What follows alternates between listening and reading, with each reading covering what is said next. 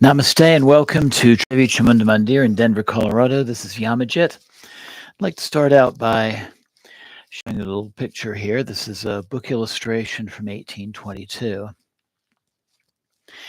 In holy places that are close to bodies of water, such as the Bay of Bengal or Varanasi near the river Ganges, it's traditional during the Navaratri season to construct some small, some large clay images of the Divine Mother that are very elaborately painted.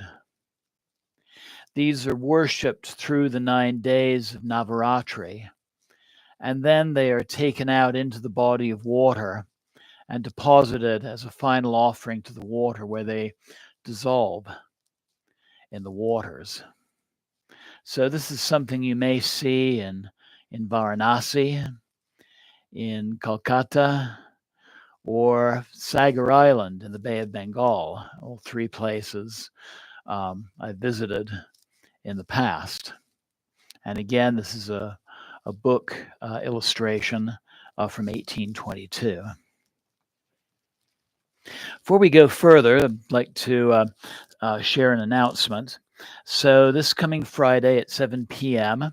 will be the 37th installment of our 64 Yogini series. And so we'll be sharing a puja and satsang to Bhadrakali Yogini, another aspect of Mahakali. So I hope that you'll join us on Friday. So tonight's theme, this is part 3 of Kali for Everyone. And this will cover colonialism through the internet. And so I'm going to start out by showing you this picture. This is a photo I actually took during my first trip to India. This is in Varanasi. Took this photo. It would have been actually New Year's Day of 2006. And this is one of the Kali temples in Varanasi. This is Kalikaye Mandir.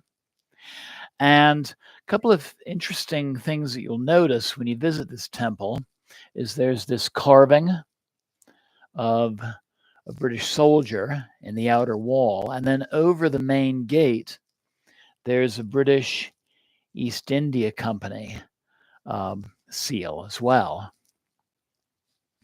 So it's appropriate at this time to talk about the British Raj, which went from approximately 1750 to the year 1947. So I'd like to first discuss the early occupation.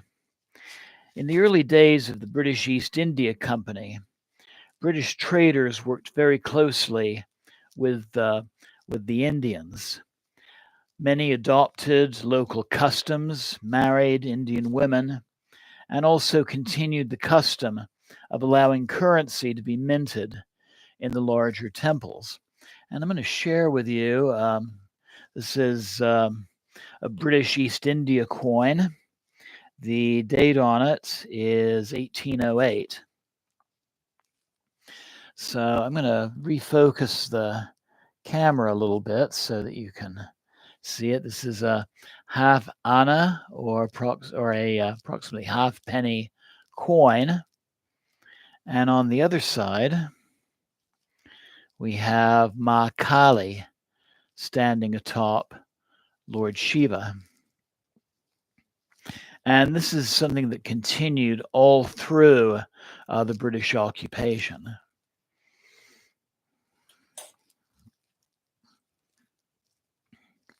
So at this time, the people working for the British East India Company in India reminds me very much of the stories I've heard of the fur trappers known as the mountain men in early Colorado history, because they too had very close relationships with the native population, including marrying native women, adopting many of the spiritual practices of the native population as well. And this is true in the early days of the British East India Company. All that changed, however, in the year 1857 with the Sepoy Mutiny. The Sepoy were regiments that were manned by local Indians, but they were commanded by British officers. And by 1857, there was a tremendous amount of tension that was rising among these soldiers because more and more they were being sent on missions against their own people. And then what really touched off this uprising was a rumor, and it concerned what had to be done every time these soldiers loaded and fired their weapons. These are old muzzle loading rifles. And so if you were using such a rifle, you had a paper cartridge, and inside was gunpowder, a piece of cotton wadding, a lead musket ball, and a small black powder cap that was used to set off the chemical reaction and fire the weapon. So you would bite the end of this cartridge to open it. You would pour in the powder, and then using a tamping rod, you would ram that powder down into the bottom of the rifle barrel. Then you'd do the same thing with the cotton wadding. Then the ball would go in, and then the cap was placed in the back where the hammer was. You'd pull the trigger, the hammer would come down, activate the chemical reaction, and that would cause the weapon to fire. In order for the powder to be kept dry, these paper cartridges were greased. And in reality, the grease that was used and greetings to Larch. Thank you for joining me. And anybody else who's tuning in, please feel free to say hello using your chat function. Anyway, back to our story. So in reality, these cartridges were being greased with vegetable shortening. But this rumor started circulating around the ranks. Among the Hindu soldiers, there was this rumor that the cartridges were being greased with beef fat. And among the Muslim soldiers, this rumor started circulating that the cartridges were greased with pork fat. So essentially, every time these soldiers were loading and firing their muskets, they were committing a grievous sin. And finally, things just came to a head. These soldiers rebelled against their British officers, and it really resulted in a bloody war that they weren't able to win. And the British just did some horrible things. This is one illustration of an execution during this period. But there were mutineers who were even being executed by being strapped over the mouths of cannons and being blown into non-existence. And so, as a result of the Sepoy Mutiny, the British really separated themselves from the native population and assumed a much more authoritative role over the native population. In South India, there were several matriarchal cultures that were also being suppressed at this time. And so we get this situation of several thousand white Europeans becoming the political, the military, the economic, and religious authorities over millions and millions of the native population.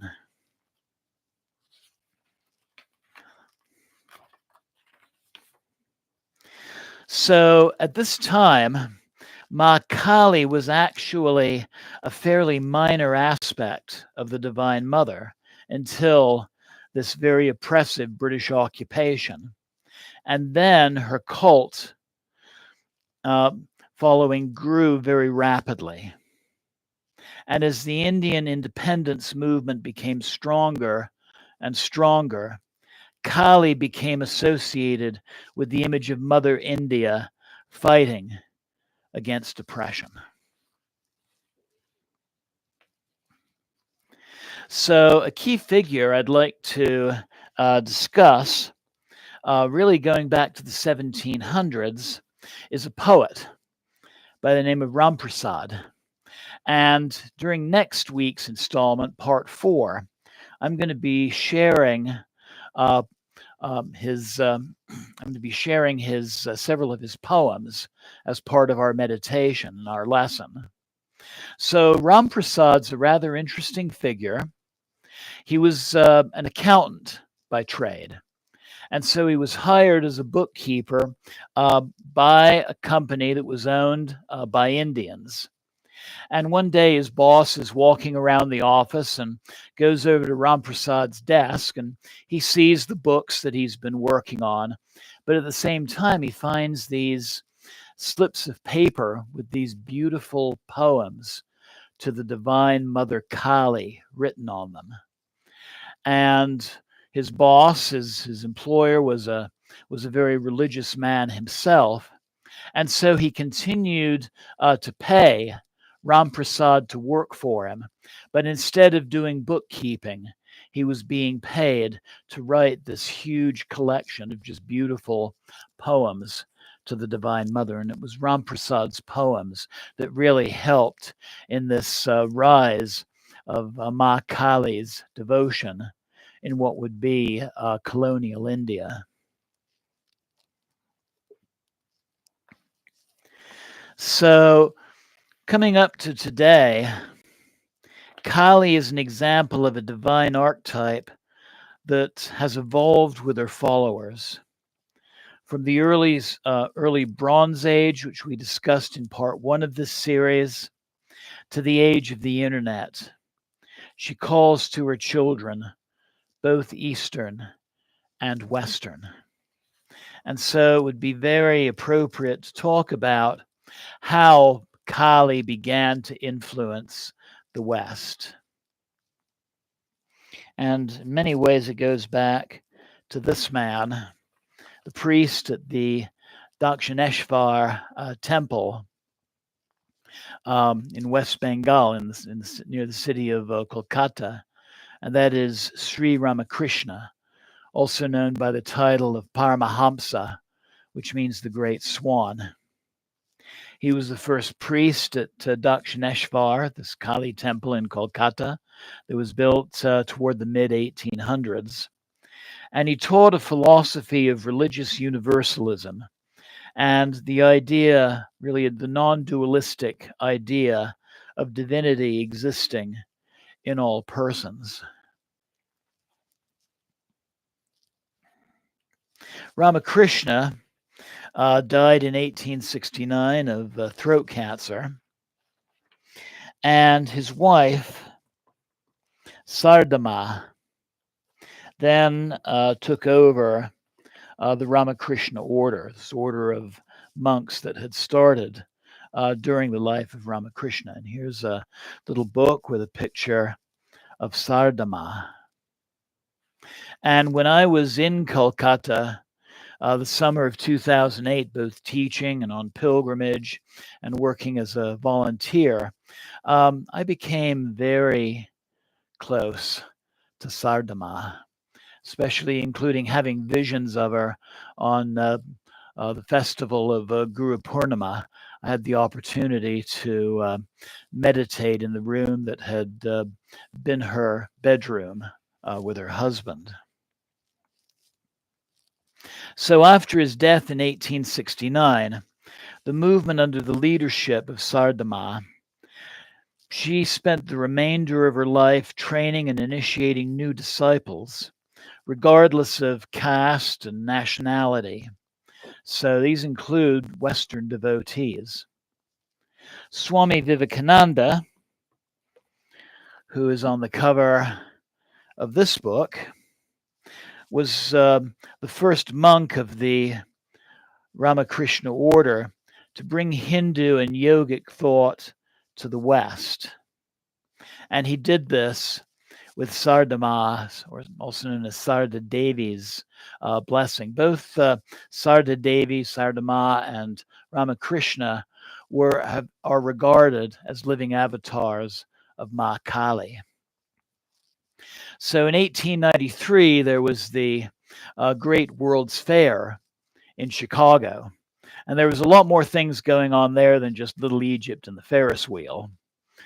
There was also, among other things, the World Congress of Religions. And Vivekananda went to this Congress and he spoke before the whole assembly, and he just brought everybody to a standing ovation. And this is marked as really the beginning of yogic philosophy in the West. Vivekananda also spoke and taught in Europe as well.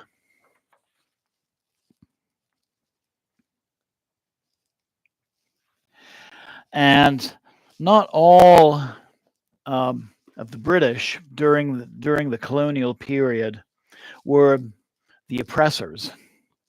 So, for example, I mentioned that Sardama had Western followers. One of these would include Sister Nivedita, who we see in this picture here. Sister Nivedita came from Ireland, came to India, became Sardama's immediate disciple. She, with the help of Sardama, founded a girls' school in Calcutta. There's this great Calcutta connection to the rise of Kali, both east and west.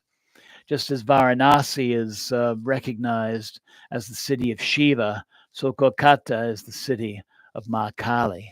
But Sister Nivedita, this would be in the late 1800s, wrote a little book called Kali the Mother. And this was the first Kali book that was made available to Westerners. This is how many people in the West first learned about Mahakali. And another individual worth mentioning is Sir John Woodruff, who was also known by the pen name Arthur Avalon. And he was an Indologist, an academic who made a very deep study of Tantra. And he was also a devotee as well. And so Westerners became familiar with Mahakali also through Arthur Avalon, Sir John Woodruff's writings. And so his translations of various scriptures, including the hymn to Kali, were made available to the West in a language that was easy to understand. And something I noticed during my first visits to India, and these would include the Kali Bari temple. There's also a temple by that name in Delhi. There were people, including those from a home for people with polio, who tended to spend a lot of time at that temple. And another temple in the south of Delhi called Kalikaye. And there's a very large homeless shelter in that area. There was another Shiva Kali temple that I spent time at in Kolkata in 2008 that was near Shelda train station, where a lot of the homeless were living at that time. And Kali, very much, just as she became the strong mother goddess for the Indian independence movement, she is very much the champion for people who are very much in need, people who are often trod upon in conventional society. And this would include women as well. And so she's became really a symbol of female empowerment. I'd like to conclude our satsang with a little short story here. This is called A New Teacher for the West. A Western reporter and an Indian devotee of the goddess came across a statue of Kali. She has 4 arms, the upper right raised in a blessing, the lower right offering a boon or a wish. the upper left holding a machete dripping with blood, and the lower left gripping a severed human head by the hair. Seeing this split, the Westerner immediately asks, "How do you get the blessing and avoid the machete?" The Eastern devotee replied, "That's not it at all. The blessing is only one when you accept both sides of her, including pain, sorrow, decay, death, and destruction. Run from her horrors, and you run from her blessings. To deny death, to act as if your little self is the center of all things and must be protected from pain and preserved as long as possible. This is the real death. But embrace Kali as she is, kiss her bloody tongue, and feel all four arms caress you at once. Then you have life. Then you have freedom." This was reported by Tim Ward in the Common Boundary. This is the March-April issue of 1997, page 34. Jai Mahakali. Jai Mahakali. Jai Mahakali. So I'd like to talk a little bit about our meditational altar for this evening. And today we are honoring Mahakali, the great Kali. Really, Mahakali, all of her aspects rolled into one. And I'm going to show you another Mahakali image. And I'm going to try and focus up so you can really see it. It's the large statuette in the center of our high altar. And these are the three main Kalis of the Kathmandu Valley in Nepal. So in the front here is Svetakali, the white Kali. And then to this side is Bhadrakali, who, by the way, we're going to be honoring on Friday, the very benevolent Kali. And then on the other side, we have Dakshin Kali, the Kali of the cremation ground, the Kali of the southern direction. And then this very large statuette in the center is Mahakali. And again, she's all aspects of the Divine Mother together. And one way we can recognize an image of Mahakali is she has many arms, many arms, and she's holding many weapons and objects. So this is a Nepalese form of Mahakali, and we can see this in other forms as well. I'm going to come back to our altar here and adjust our image again. There we are.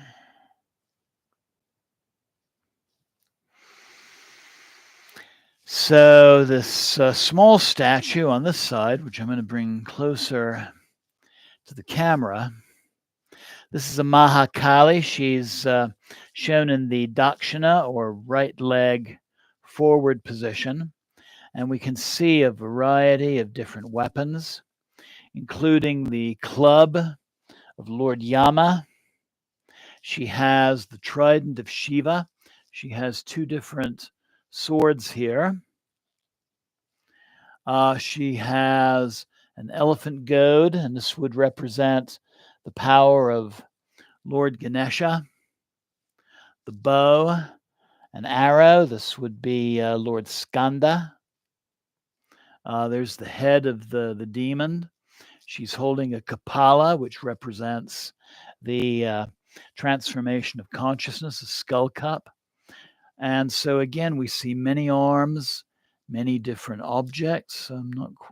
She's also. Oh, here's the kapala. She's also holding a small shield. And I think I've said this before about Kali's shield. Kali's swords are weapons of victory. So you have Kali's sword, you'll always win. So that little shield is not for her protection, it's for the protection of her children. And so it's her role as a protective goddess to the devotees. Now, I have a couple of other examples of Mahakalis. This is another Nepali image based more on Indian symbolism. And we see here that she's not leading with either leg. They are both equally distance apart. And so we have her benevolent, her dakshina side, and we also have her side that takes away the other side of the continuum, her left leg, and they're both equally upon Lord Shiva. And interestingly enough, this Shiva is holding the gesture of dispelling fear. And really, when we see Kali upon Shiva, we are Shiva. We're lying there. We are essentially corpses until we open ourselves to allowing the Divine Mother to touch us. And then I love this Mahakali image. This is actually the first Kali that I ever owned. In early 2001, she was sitting on a shelf in the Spirit Ways metaphysical shop in Denver, Colorado. This is on East Colfax Avenue. And I was at an event for the local pagan community. And I looked upon this image here, and I could just not take my eyes off of her. And from that point on, I was a Kali devotee. I just could not let her go.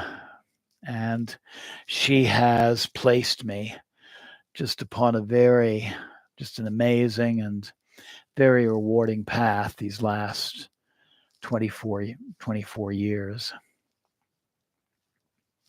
Yeah, sometimes, so on this particular one, we see the sword and the head. And then we notice she's holding the Nepalese image is holding the image of giving boons. And that is sometimes replaced by the trident. And the trident represents the three main energy channels of the body, Ida, Pingla, and Sushumna Nadi.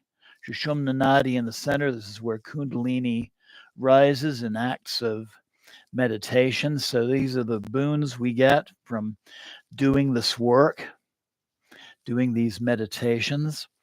Also, the three prongs of the trident, those represent creation, maintenance, and destruction. And then on both the Nepalese image here and on this image, on the other side, she's holding the Kapala. And that's the equivalent of the dispelling fear gesture. She's holding the skull cup. And let's face it, as a collective, our greatest fear is death. And if we can embrace these related objects, use them in ritual, touch them, eat from them, drink from them, it helps to dispel our greatest of fears. And if we can work on that greatest of fears, then all the other fears and insecurities we have tend to just fall away. I'm going to grab one more thing here for our meditation.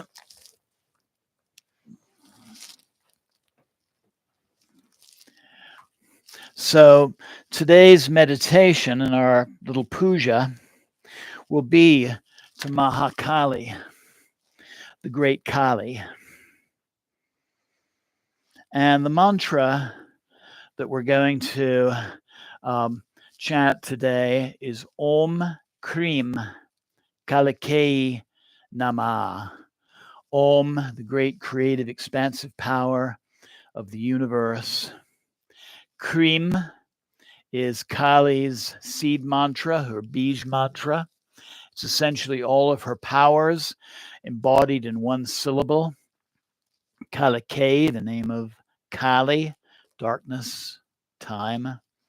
And then Namaha, to whom we give reverence, to whom we bow, is the meaning of this mantra. So again, I'd like to remind everybody, I hope that you're putting together a little puja set that you can do these pujas along with me. So again, just to remind you, a water pot and a small spoon. And this can just be something as simple as a little clay bowl and a small spoon. Some kind of lamp or candle holder. This skunda from Nepal happens to be both of those instruments together, but they can certainly be separate, and it'd be easier for you to have them as separate objects. Something to burn incense in. A small bottle of fragrance. Sandalwood is very popular. So is musk, and musk is a traditional Kali perfume. By the way, the musk that we get today is not coming from an animal source. It's actually a mixture of different plant-based substances to give a comparable scent. The killing of musk deer was outlawed back in 1971. But flowers to offer, and some kind of food offering. And then if you'd like, you can also add a bell for punctuating important parts of our ritual. And then one other item, a mala of 108 beads. So to begin our meditation, I invite you to sit comfortably, looking upon your screen with a relaxed gaze. Taking some breaths.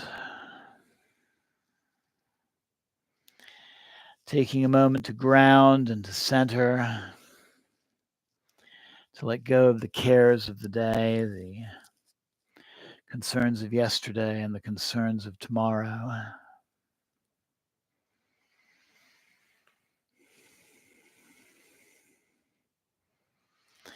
Breathing in a sense of safety and security. Breathing in with each in-breath an increased level of relaxation and the desire to be in the present moment.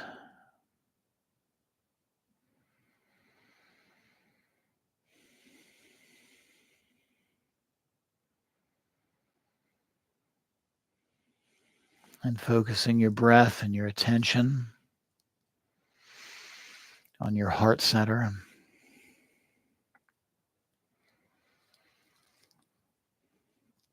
Connecting with the presence of the Divine Mother within yourself.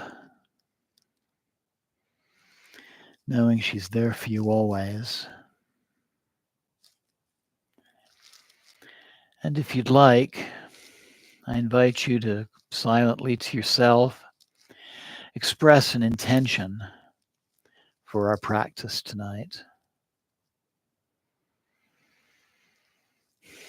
Just thinking of some part of your life that's in need of healing or resolution, or something you could need some knowledge to overcome.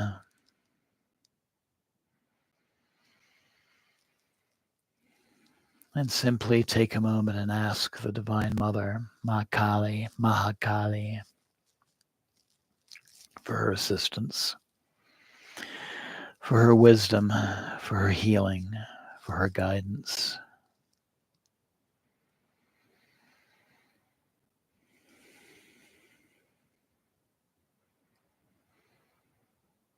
And slowly bringing the palms of your hands together at your heart center. Let's begin our practice by chanting Mahakali's seed mantra, Krim, 3 times. So nice deep inhale.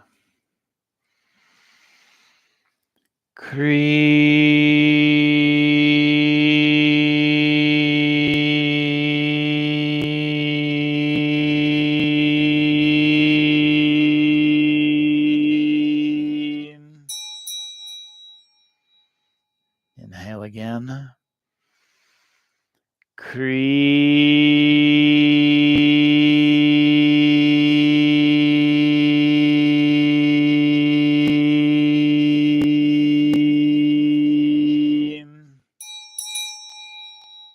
One more time and deep inhale.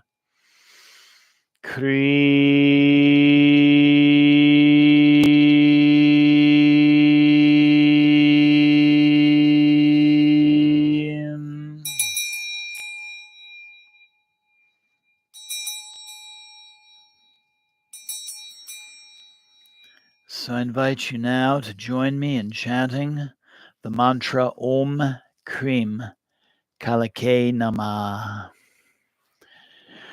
Om Krim Kalikaye Namaha. Cleansing your hands with water. Om Krim Kalikaye Namaha. With your right hand anointing your third eye and your heart center. Om Krim Kalikaye Namaha. Then cleansing your altar space. Om Krim Kalikaye Namaha. Then placing some oil on your right middle finger. Om Krim Kalikaye Namaha. And anointing your devotional objects. Om Krim Kalikaye Namaha. Don't forget Lord Shiva. Om Krim Kalikaye Namaha. Then with your right hand offering the fruit. Om Krim Kalikaye Namaha. Om Krim Kalikaye Namaha. Lighting your flame. Om Krim Kalikaye Namaha.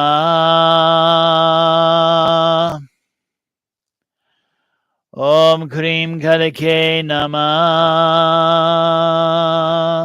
Offering the flame. Om Krim Kalikaye Namaha.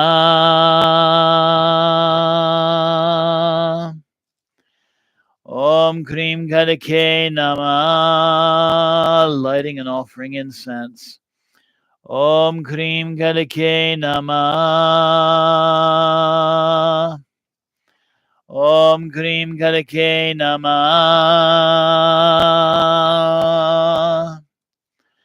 Om Krim Kalikaye Namaha. Offering a little water to cool the atmosphere. Om Krim Kalikaye Namaha. And offering flowers. Om Krim Kalikaye Namaha. Om Krim Kalikaye Namaha. Om Krim Kalikaye Namaha. Om Krim Kalikaye Namaha. Om Krim Kalikaye Namaha. Om Krim Kalikaye Namaha. Om Krim Kalikaye Namaha. Bowing in reverence. Om Krim Kalikaye Namaha.